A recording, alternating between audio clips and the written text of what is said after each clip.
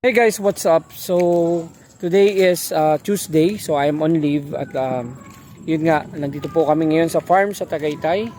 So yan. At kasama ko po ang aking dalawang chikiting, si EJ, and nandyan din po si Eman. Oh.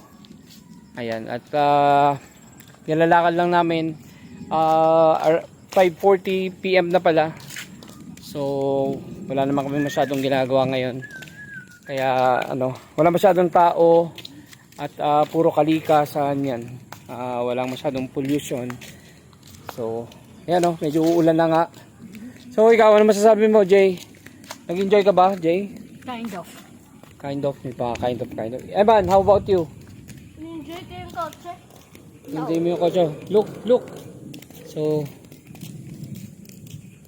yan. So, andito po kami at in-enjoy lang namin ng province life. So hindi pa nga masyadong probinsya, pero yun nga.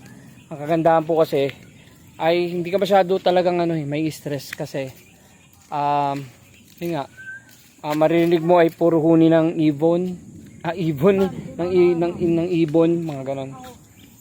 So yun muna at kami tutuloy na. So salamat po sa mga nanonood and that's all for now. Bye-bye.